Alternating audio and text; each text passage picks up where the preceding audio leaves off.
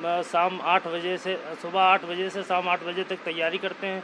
उसके बाद अपना सोने के लिए जाते हैं। जब रात में लाइट कट जाती है तो हम लोगों को रात में सही से नींद नहीं आ पाती, जिससे दिन में भी पढ़ाई बाधित होती है।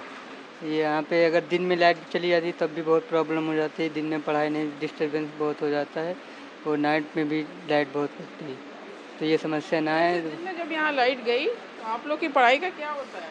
जी मैम, कैसे भी करते हैं। अगर ज़्यादा गर्मी लगती है तो बाहर चले जाते हैं। पढ़ाई तो करनी है मगर हो नहीं पाती।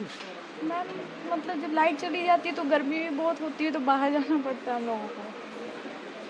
ये जो लाइट की समस्या है वो यहाँ पर जितने ये स्टूडेंट्स हैं जो कंपटीशन की अलग अलग कॉम्पिटिशन्स की तैयारी कर रहे हैं, मेहनत कर रहे हैं इस उम्मीद से कि ये क्वालिफाई कर जाएंगे, लेकिन इनको बड़ी समस्या आ रही है और बिना लाइट के इनकी पढ़ाई ठप हो जा रही है। इनकी जो तैयारी है उस पर असर पड़ रहा है। चिलचिलाती गर्मी के बीच गहराते बिजली संकट को लेकर सीएम योगी एक्शन मोड में हैं।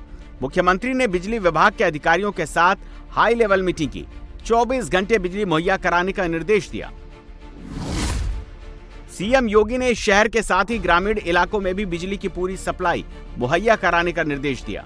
सीएम योगी ने कहा कि शहरों को 24 घंटे बिजली, जबकि ग्रामीणों को 18 घंटे बिजली मुहैया कराई जाए।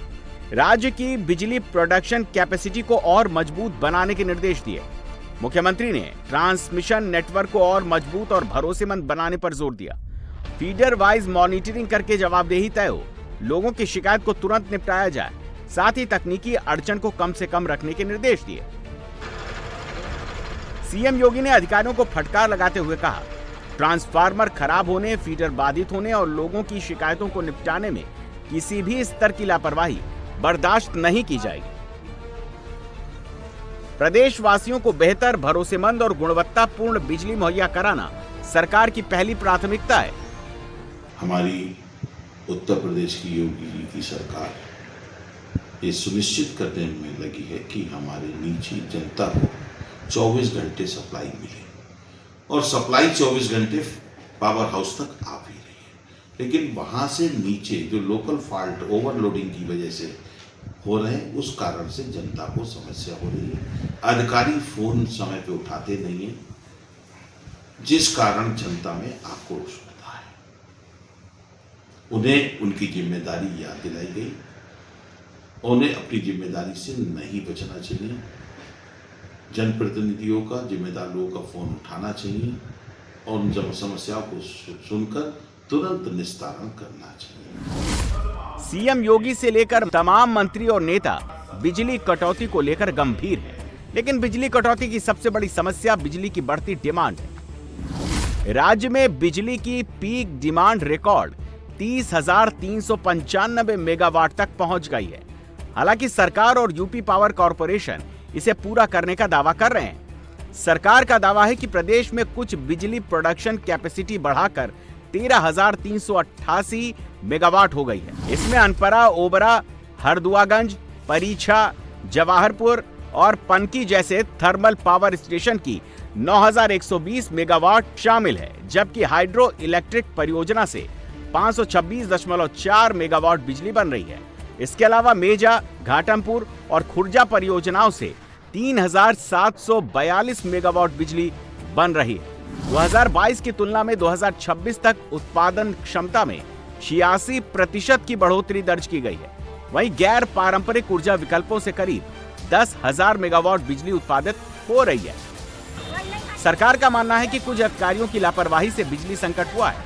इस बीच यूपी पावर ट्रांसमिशन कॉर्पोरेशन ने बड़ी कार्रवाई की है।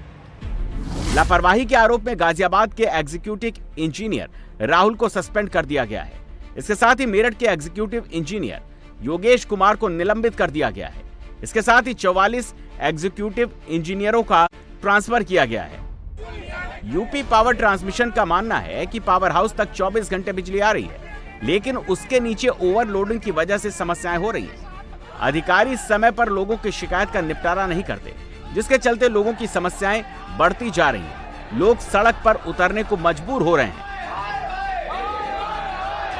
मेन तो यही है, अधिकारी टेलीफोन नहीं उठाते, उसका जवाब नहीं देते। जेई एसडीओ के खास करके सभी सभासदों ने इस विषय को रखा और पदाधिकारियों ने रखा। जिसके लिए उनको निर्देशित किया गया कि ये शिकायत नहीं आनी चाहिए। और जो पोल बदले जाने हैं, पुरानी शिकायतें हैं, जो गंभीर, जो टूटे हुए पोल हैं या खराब पोल हैं, उनको बदला जाए, जर्जर तारों को बदला जाए, ताकि कहीं पर भी जो छुट-फुट फॉल्ट होते हैं, आग लग जाती है, कोई दुर्घटना होने की आशंका होती है, उससे समय पे बचा जा सके।